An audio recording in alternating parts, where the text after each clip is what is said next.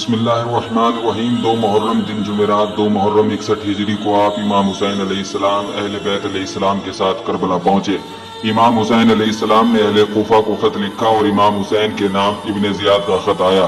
اسی تاریخ کو امام حسین کے حکم سے نہر فرات کے قریب خیمے نصب ہوئے، مگر حور بن ریاحی نے کہا آپ نہر فرات سے دور خیمے نصب کیجیے۔ اس بات پر حضرت عباس علمدار علیہ السلام کو غصہ آ گیا، مگر امام حسین نے آپ کا غصہ ٹھنڈا کیا۔ علماء اسلام کے قول کے مطابق خیمے نہر فرات سے 5 یا 6 میل کے فاصلے پر نصب ہوئے۔ خیمے نصب ہونے کے بعد ابھی امام حسین علیہ السلام خیمے میں داخل نہ ہوئے تھے کہ چند اشعار آپ کی زبان پر جاری ہوئے۔ جناب زینب سلام اللہ علیہا نے جیسے ہی آپ کے اشعار کو سنا تو بہت روئیں اور بے ہوش ہو گئیں۔ جناب امام حسین نے آپ کے رخسار پر پانی ڈالا اور آپ کو ہوش میں لائے۔ اس کے بعد اہل بیت علیہ السلام خیموں میں داخل ہوئے۔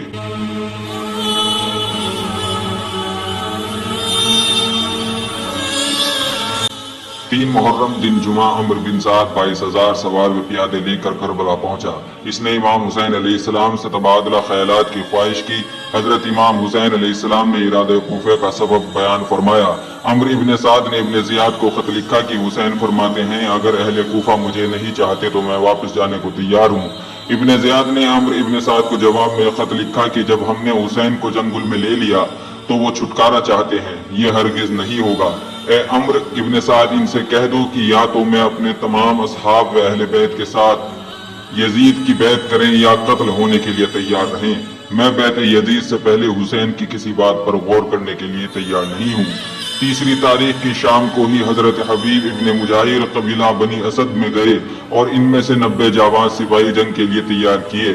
جب حضرت ابن مجاہر ان کو اپنے ساتھ کربلا لا رہے تھے تو کسی نے ابن زیاد کو اطلاع کر دی۔ ابن زیاد نے 400 کا لشکر بھیج کر ان کو روک دیا۔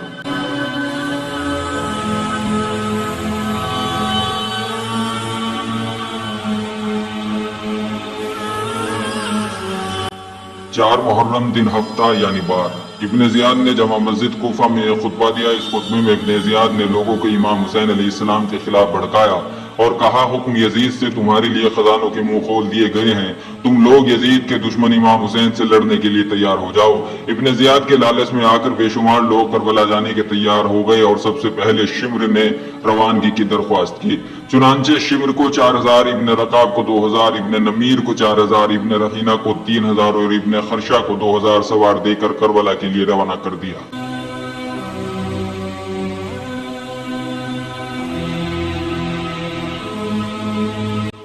5 محرم دن اتوار شیس ابن ربیعہ کو 4,000، ارواح ابن قیس کو 4,000، سنان ابن انس کو 10,000، محمد ابن اشعث کو 10,000 اور عبداللہ ابن حسین کو 1,000 کا لشکر دے کر کربلا کے لیے روانہ کر دیا۔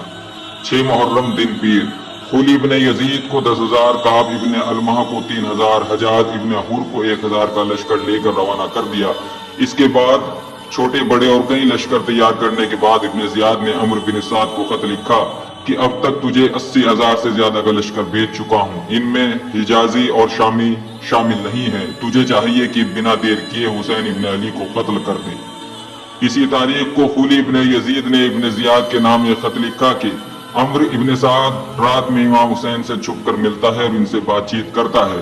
ابن زیاد نے اس خط کو پاتے ہی عمر ابن سعد کے نام ایک خط لکھا جس کا مضمون یہ تھا، اے عمر بن سعد مجھے تیری تمام کرتوتوں کا پتہ ہے، تو چھپ کر حسین سے باتیں کرتا ہے، دیکھ میرا خط پاتے ہی امام حسین پر پانی بند کر دے اور انہیں جلد سے جلد موت کے گھاٹ اتارنے کی کوشش کر۔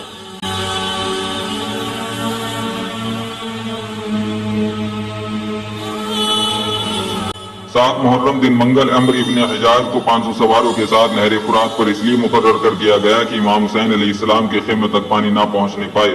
پھر مزید احتیاط کے لیے 4,000 کا لشکر دے کر حجاج کو اور 1,000 کا لشکر دے کر شیس ابن ربیع کو نہر فرات پر روانہ کر دیا گیا اور پانی کی بندش کر دی گئی۔ پانی بند ہو جانے کے بعد عبداللہ ابن حسین نے نہایت گندے لفظوں میں طعنہ زنی کی جس سے امام حسین علیہ السلام کو سخت صدمہ پہنچا۔ اس کے بعد ابن جوشب نے طعنہ زنی کی جس کا جواب حضرت عباس علمدار نے دیا۔ حضرت عباس علمدار علیہ السلام نے طعنہ زنی کے جواب میں اہل بیت کے خیمے سے غالباً 9 قدم کے فاصلے پر قبلے کی جانب ایک زبر استشا یعنی بسولے سے چشمہ جاری کر دیا اور یہ ثابت کر دیا کہ ہمارے لیے پانی کی کمی نہیں، لیکن ہم اس مقام پر کربلا میں معجزہ دکھانے نہیں بلکہ امتحان دینے آئے ہیں۔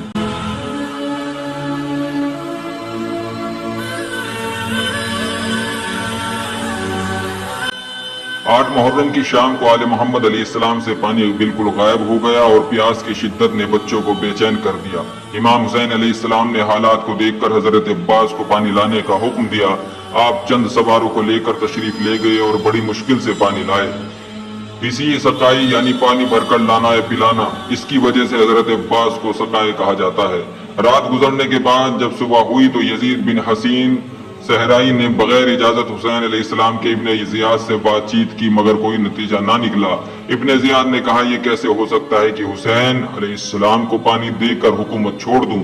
ابن حسین اور ابن سعد کی گفتگو کے بعد امام حسین علیہ السلام نے اپنے خیموں کے ارد گرد خندق کھودنے کا حکم دیا۔ اس کے بعد حضرت عباس کو حکم دیا کہ کنواں کھود کر پانی برآمد کرو۔ حضرت عباس علیہ السلام نے کنواں تو کھودا مگر پانی نہ نکلا۔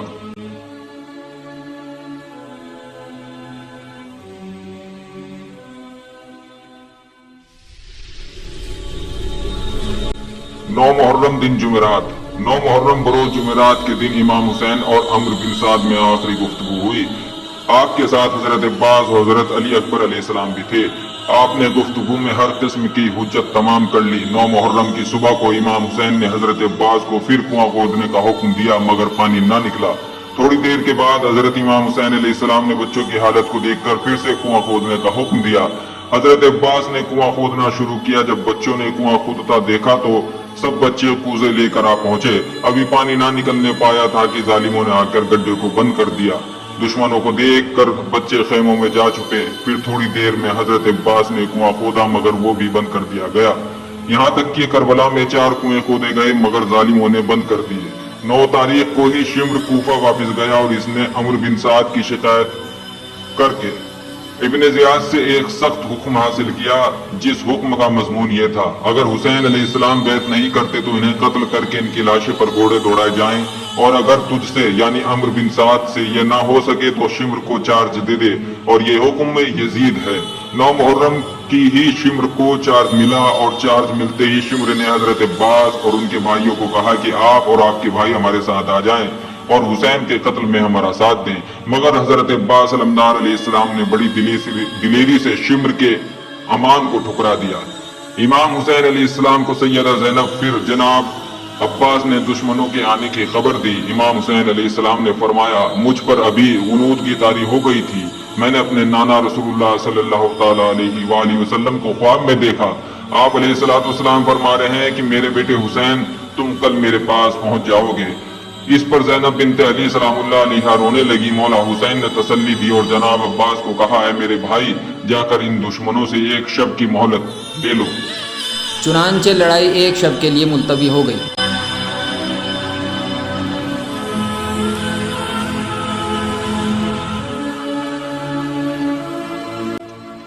شب عاشورہ، نبی کا دن گزرا، عاشورے کی رات آئی۔ جنگ سے پہلے جس چیز کی مولا حسین کو زیادہ فکر تھی وہ یہ تھی کہ کسی طرح اپنے اصحاب کو موت سے بچا لے۔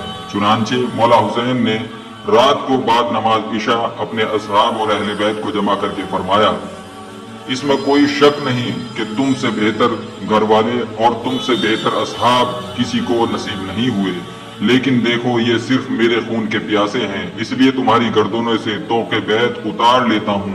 تم رات کے اندھیرے میں اپنی جان بچا کر نکل جاؤ، اور اگر میرے سامنے نہیں جاتے تو میں چراغ گل کر دیتا ہوں۔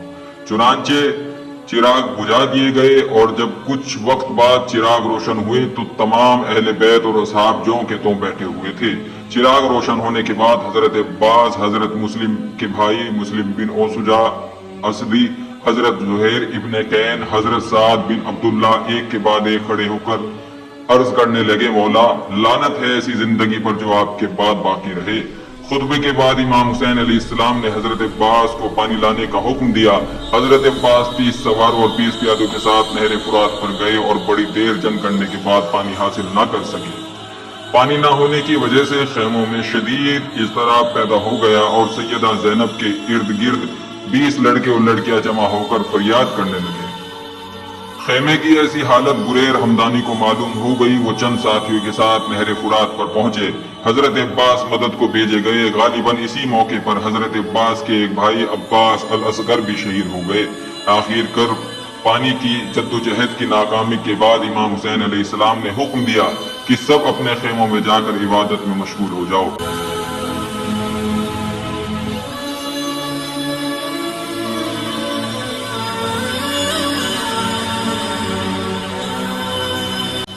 دلیلیں: کشف الغمہ عن جمیع الامہ، مصنف حضرت بہاؤالدین ابو الحسن علی بن عیسیٰ عکاری رحمۃ اللہ علیہ۔ شہید اعظم مصنف حضرت ابو الکلام آزاد رحمۃ اللہ علیہ۔ نور العین مسیر الاحزان مصنف حضرت جعفر بن محمد علی رحمۃ اللہ علیہ۔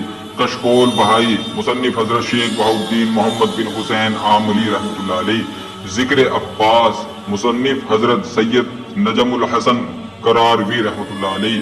روضۃ الشہداء مصنف حضرت حسین بن علی وائز کاشفی سبز واری رحمۃ اللہ علیہ۔ ناسخ التواریخ مصنف حضرت محمد تقی سپہر کاشنی رحمۃ اللہ علیہ۔ الدمعۃ الثاقبہ حضرت محمد باقر نجفی رحمۃ اللہ علیہ۔ الاخبار الطوال مصنف حضرت ابو حنیفہ دیناوری رحمۃ اللہ علیہ۔ تاریخ طبری حضرت ابو جعفر محمد بن جریر طبری رحمۃ اللہ علیہ۔ البدایہ والنہایہ مصنف حضرت اسماعیل بن عمر بن کثیر امام الدین ابو الفدا رحمۃ اللہ علیہ۔ ان سے الگ بھی دیگر کتب میں دلیلیں موجود ہیں۔ لائک اینڈ سبسکرائب شان اہل بیت علیہ السلام۔